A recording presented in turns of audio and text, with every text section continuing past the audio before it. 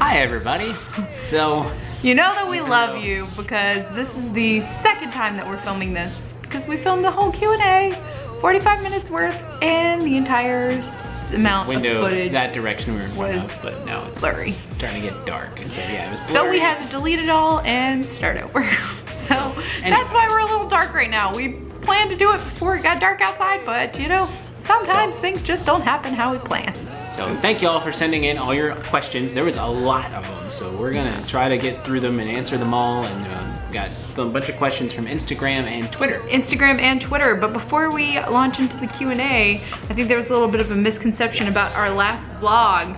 So based on the comments from the vlog that came up on Monday, no, we're not done. I think some of you got the question, or got the thought that like we were done with either Disney World or with the vlog, but no, we're not. And some of you were like, it was just our last visit to Disney World as annual pass holders for the year. So don't worry, there's gonna be more trips coming up pretty soon. We have a March trip to Disney World planned, or well, not planned, vlogged. That's coming to you. That'll be up next. It was just a short weekend trip with my sister and her boys, and then we're going to Universal. Our Universal trip, that was this last May, and then we have Disneyland from June. So there's still plenty of stuff that is coming your way. It just will be spread out a little. So don't worry, we're not done vlogging. We're not done yet. We're not done with Disney World. Not yet. Don't worry about that, which actually is a good transition into the first question. Okay. Starting on Instagram, the first question is, I'm hoping that one day I will meet up with you both at WDW. We would love to meet you and say hi if you see us. When is your next magical trip? So, our next magical trip is before the end of the year. And it involves a party. Now we usually don't announce until right beforehand because we tend to kind of change things around if possible. We change our plans to be more fluid. So we don't like to say a hard date, you know, until now in July, and then, you know, months down the road have to then change what we said. Right, so. But we can give you a couple of hints about when that trip is. Like we said, it's before the end of the year. And it involves a party. It involves a party. But there's one caveat to that. And we are very much creatures of habit. So, there you go. Probably obvious to some of you, at least. If you know us, then you know what we're talking about. So, next question is, what is your top tip when visiting Disneyland? I would say go and visit DisneylandDaily.com. Casey Starnes is amazing. She has everything that you could possibly need or want to know about Disneyland on her website, including touring plans and step-by-step processing. And if you're going to Disneyland, just go visit Disneyland Daily. Don't buy a book, she's all you need. Yeah, seriously, she's got all this good stuff. And if I was throwing one thing in there, I would say dress for the weather. So Brittany and I, as you guys know, we live here in the Southeast, so you know, we actually are closer to Disney World, so we're used to the heat and the humidity in the summertime. But we've gone to Disneyland twice in the summer, and we've actually needed jackets because it gets very cool at night. And he is not a person that gets chilly. I love cold weather, and it gets chilly to the point that I want a light jacket. You don't need to bring like winter clothes, but like bring a hoodie or, you know, something, a light jacket. A sweatshirt. I bought this sweatshirt for Disneyland. It'll pretty much get down into the 50s probably. Yeah, the high 50s. Super mild weather. Love going in the summer. It's the best. That's my tip. Alrighty. Onward. What is your biggest pro and your biggest con when choosing Disneyland versus Disney World? Apparently people like to know the difference. Hey, we did a vlog on that. We did do a vlog on that. I'll link it down below. I think that Disneyland is definitely one that you can plan to do in a shorter amount of time. Disney World, there is a much larger amount of things to do. So a big pro to Disneyland is if you only got a couple days, Disneyland is a great place to go. Not that Disney World isn't, it's just that you're not gonna be able to accomplish nearly as much at Disney World as you would at Disneyland during a short amount of time. And that could really be a pro or a con either way. Yeah. If you like a short trip, or if you're one that likes to do like the full week. Or if you like a short trip and like to do different things every single time, Disneyland probably isn't for you. I mean, this is kind of like where you just say, you do you. Like, I can't tell you what the pros and cons of it would be for you. You know, I can only list what it is for us. Like a huge pro for us for Disney World or Disneyland is the weather, like Brian just talked about. And then on the other side of that coin, I would say a pro at Disneyland, since the parks are side by side, there's actually a lot of hotels you can stay at that you wouldn't even need a car. Right. You took an Uber and then you can just walk to the parks every day. Yeah. However, at Disney World, you're in the bubble, and it is much easier and affordable to stay actually on property. There are on-property places at Disneyland, but they're all way more expensive. Yeah. So if you have more questions about Disney World versus Disneyland, what we like and what we didn't, just go and check out that video and I'll link it for you. All right, this question is actually not a Disney question. Ooh. Was Universal scandalous. Easy to maneuver around? Universal. I'm going there in a few weeks and would love some more information about it. So we don't talk about Universal. In short, the answer is yes. We loved it. It was great. There's so much space to walk around, minus the Harry Potter stuff, especially at Hogsmeade. Oh my gosh, it's so crowded at Hogsmeade. But other than that, like, Universal parks are really spread out. It's really easy to get from place to place. I feel like everything is just kind of like a big circle.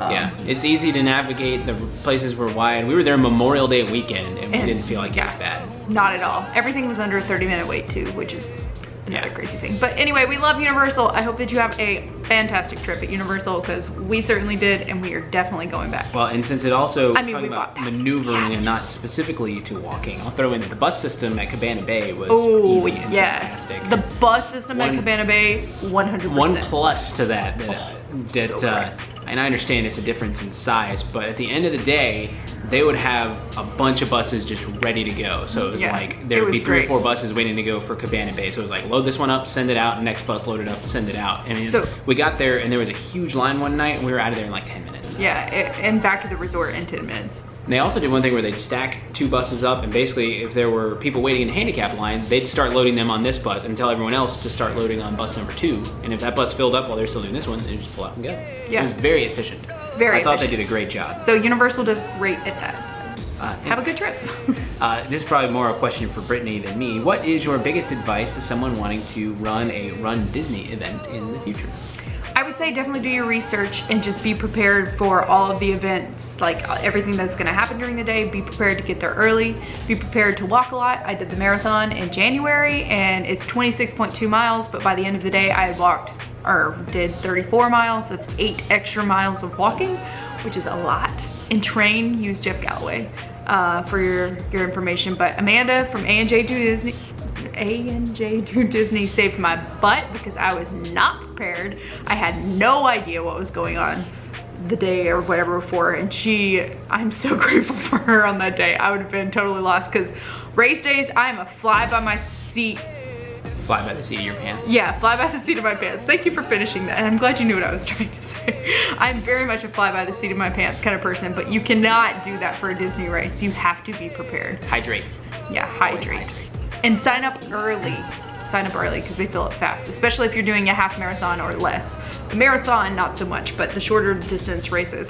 I call 13.1 short. Oh my gosh. It's one of those little baby half marathons. Yeah, it's just a baby half marathon. Oh, anyway, they fill up fast. Point being. And you can do it. Anybody can do it. You can do 26.2. I did it, you can do it. Okay. Good pep talk. Also a good question.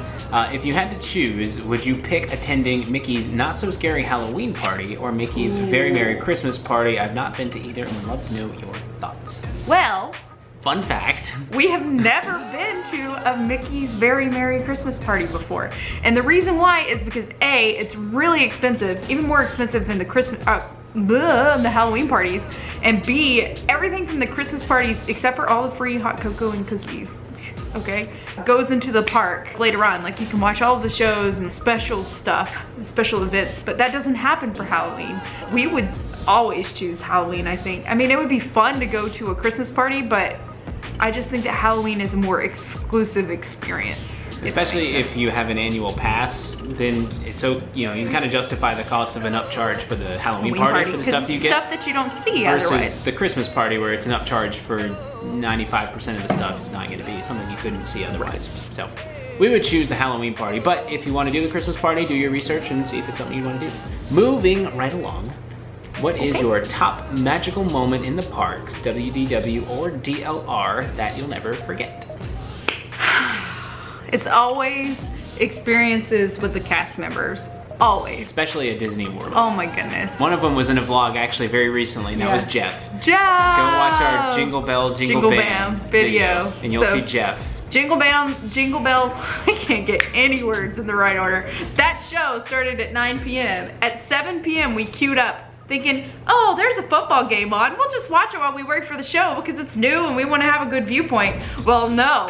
Jeff comes in and he's like, I'm gonna tell you all these corny jokes, and I'm gonna tell you all this history, and I'm gonna sit here and make you love me, and I'm gonna give you pixie dust and all this stuff. He was amazing. So Jeff was, he's probably, I think, our #1 cast member. number one, the one that had a nice time for me was Scott at the Contemporary. Scott! So we stayed at the Contemporary for one night for my birthday for a Halloween party, incidentally. And our first Halloween party. When we got there, we had the room. We just had the cheapest room. It was out in the garden wing, which was fine. And he said, like, hey, do you guys have, you know, I see you have a balcony. He said, I can get you in now if you'd rather not have a balcony, or you can wait and have one up. We said, oh, we'll just get in now. It's fine, no big deal. Then he goes, actually, hold on a second. I'm gonna go make some magic happen. So then he comes back and goes, all right, so I have some good news. I got your balcony. Oh, and I moved you into the main building. I upgraded you to a 7-seat lagoon. You're on the bay side, so enjoy your view. It's like, oh, Scott, you're amazing. So I love Scott. He's probably my number 2. And Barbara was amazing. We had a not so smooth check-in at Coronado Springs in February 2016. And Barbara was just like so kind to us. She just kept giving us fast passes, and she sent mugs to the room, like all this stuff. It was crazy. Yeah. It was super nice. And Jim. He's the best. I love him. He remembers me because I'll go up to him and talk to him because I really love music. And I'll talk to him about music, and he's just such a nice and encouraging guy, and he remembers me year to year. So. Honorable mention, Oscar at the Garden Grill. Oh, Oscar! I didn't even think about Oscar. As of at least the last time we were there, said he also worked at Universal. Yeah. We haven't seen him at Universal. We also haven't gone to the place where he apparently works. Flanagan's. Yeah, Oscar at the Garden Grill. He was amazing. We've had him twice now. We asked for him. We asked for Oscar. He hooks us up. So those are some of our magical. Oh, we didn't say at Disneyland. So this really wasn't anything that was like, I don't know, probably what you might think of as magical, but it's seriously something that comes up in conversation all the time for us. And that is, we were walking out of the parks and we were rolling. So we had gone to California Adventure that day, and we left at night, but the Disneyland fireworks were going on. And so we kind of watched them as we were walking back, and we got to the parking lot, which is right next to the parking deck. And they get the finale, so it's just like bow, bow, bow, bow, bow, bow, bow, bow. Grand finale, you mean? As soon as it's done, there's like 20 car alarms going off. Beep, beep, you just hear them everywhere. So it's come up every time there's been fireworks. It's like, I remember Disneyland and all the car alarms are going off. And it happened at 4th of July. Yeah, this past week, 4th of July fireworks, they're going off, and then there's like 3 car alarms, like 3 of them. Beep. So it's that's just one of those things that happen. So that's for I don't know why. It's so like weird, but we just always talk about it. I know. It was funny. I mean, we remembered it. Anyway, next question. That was a long answer. Okay. What other Disney park would you love to visit most other than Disneyland or Walt Disney World? We're being watched. His mom's kitty is watching us. It's at the top of the stairs. She's just watching. Kitty cat. I think I would choose Shanghai just because it's the newest. I don't know. I would go to any of them, honestly. I would choose Disneyland Paris if we're going to the parks. Cool but castle. Honestly, if I had to do another Disney thing first, I think I'd rather do a cruise. Good point. Next question. How does Cabana Bay compare to Disney Value Resorts, room size, quality, food, pools, etc.? So why don't you well, Cabana Bay is up here. Would you like to show where Disney Value is? Disney Values are about here. Disney Cabana Bay about is amazing for the price that you get. The pool is amazing. There's a bowling alley. There's a Starbucks in it. It's insane. Like, it's so nice. There's 2 pools. It has a lazy river. It's got the theming is awesome, and the rooms are big and spacious. Even though there's a lamp I hit my head on like 100 times while we were there. I forgot about that. It's got a bowling alley, and then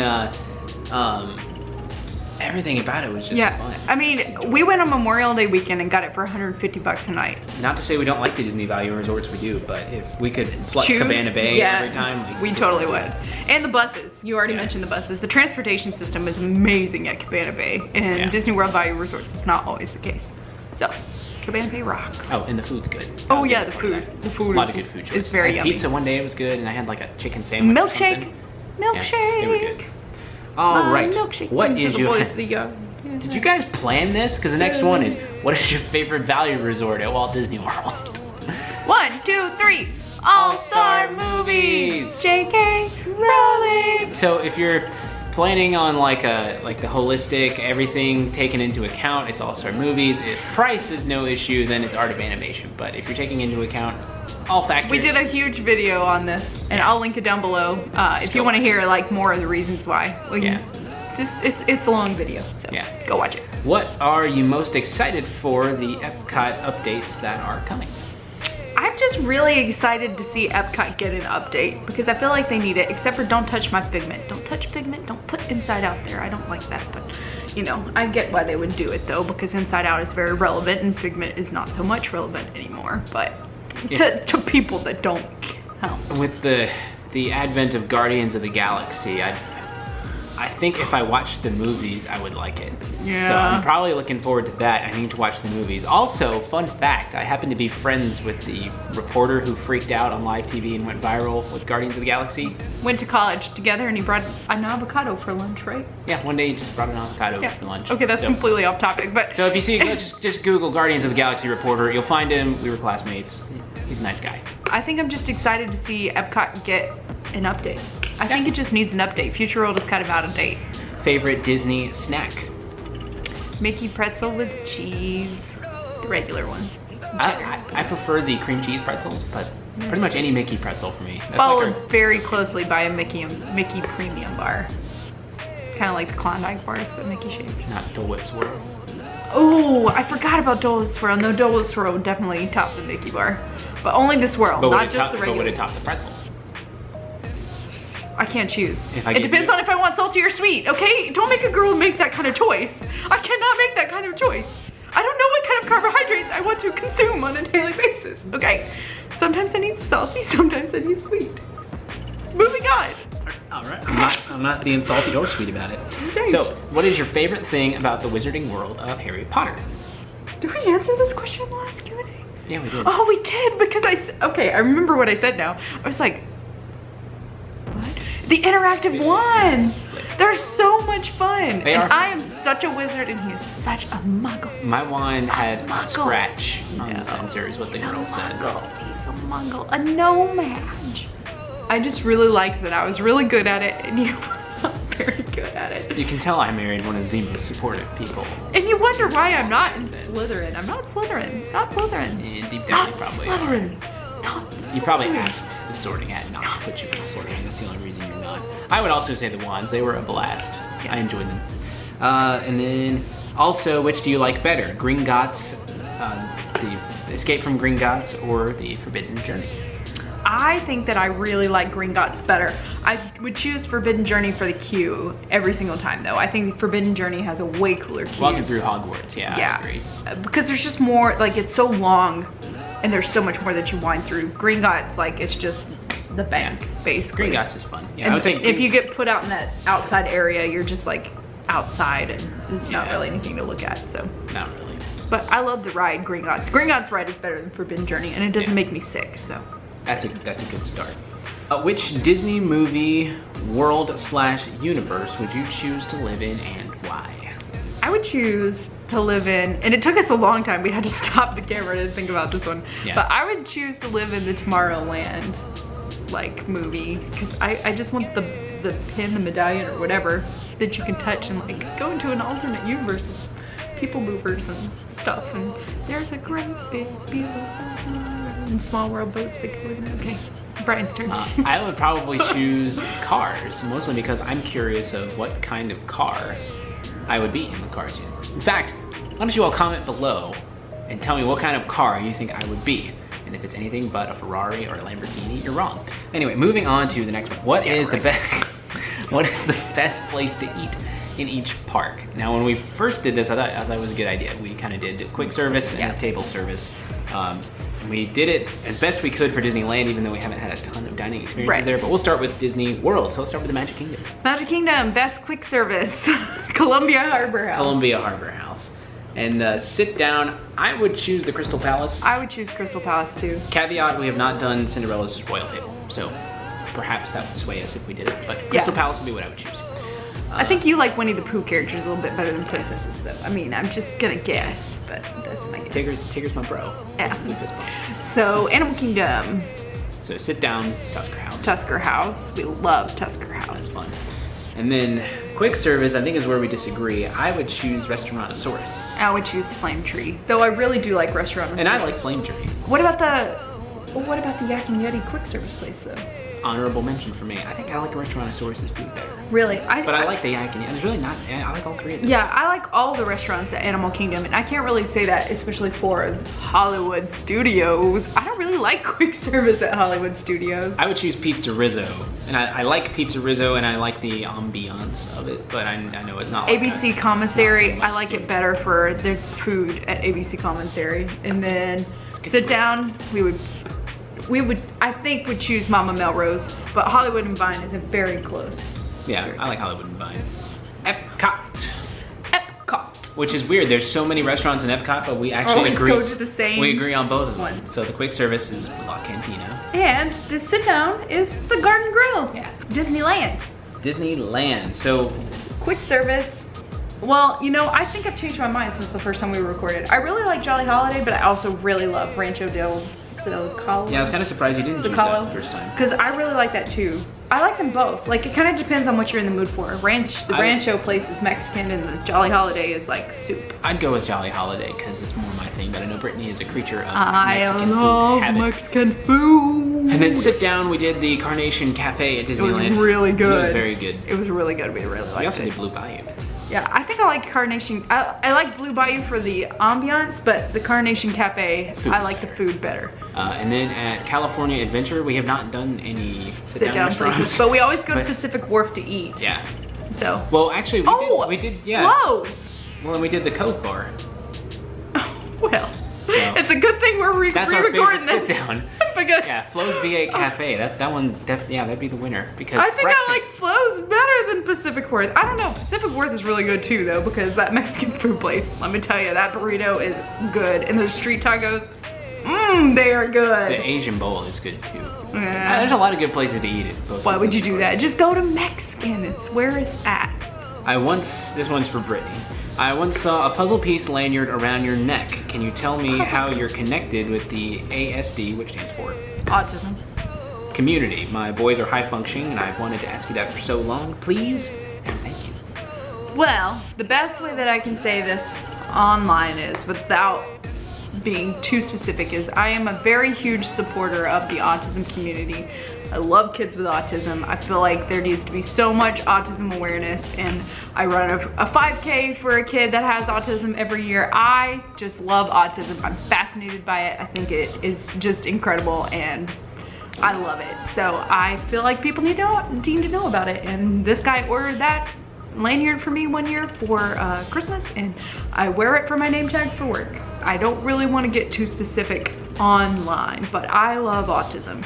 Next question, and this one, there's sort of an inside joke, I guess, associated with it, and that is, does Brian love Snape as much as Brittany does? And the answer is unequivocally no. I do not love Snape. He is not a good guy. He is a bully and a jerk. No, he is not a bully. He's not a jerk. He's not a Did you read the books? I read the books. Just because he's a little antsy. He just has some energy that he needs to get out. I mean, come on. He wants every student to do their best. It's not his fault that some people just suck. He's a bully. He's not a bully. He was Neville's boss. Okay, Neville is a pansy. P-A-N-S-Y. You can never justify to me that a teacher is a child's biggest fear. I'm sorry. Doesn't happen. Snape's jerk. Okay, think about my college experience. My professor was my biggest fear. Oh, I'm not helping your story. Hey, your professor was your biggest fear. Oh, would you say he's a good guy? Would you say he's a good character in your life? No, not my life. Not my life. But I don't care because I don't see him anymore. And Snape's quite honestly, dead, so I was a pansy. I was a pansy for this guy. I probably did not do what I should have done. So Neville is a pansy. And Snape is great. And you can't say that you like Snape or don't like Snape and you like Darth Vader, okay? No, because Darth Vader killed all the Padawans. Anakin killed all the I don't care. You like Darth Vader. Don't say but you like him. Guy. So why don't you like I like Snape? Voldemort. Why don't you like Snape? Because he's a jerk. But I like him because he's a bad guy. Everyone's always like, oh, Snape's so good. He's such a nice guy. No. Look, you stressed the cat out by yelling at me. She's coming to make sure that we're okay. Come here, kitty. Come here. Snape's not a good guy. Right, Tippy's. kitty? No, Tippy's. Oh, Snape is such a good guy. Hi everyone, this is my parents. This is Tippy. This is my parents' cat. This is Tippy. Tippy, aka our current roommate. Anyway, moving on to the next question. Mandatory first and last ride on a Disney visit. Now this one is interesting because we don't, like, when we go to the Magic Kingdom, we always do Peter Pan first, but we don't actually have like we always do this the first time we go to Disney. I guess the closest it gets to that is the Magical Express. Yeah. I mean, we, like he's just said, we really do Peter Pan whenever we go into Magic Kingdom or Disneyland first. And sometimes, a lot of times we do like Dinosaur or Animal Kingdom, but we really don't have we don't have set stuff. Set stuff, no.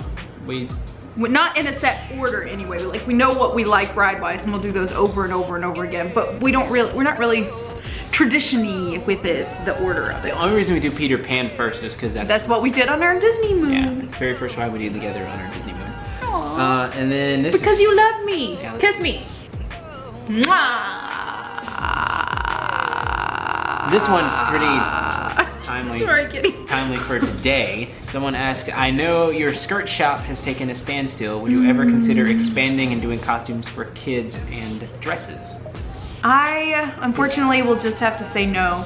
I really want to take time to create more costumes for me and Brian, for a party that's coming up, and for the Last Jedi movie release in December.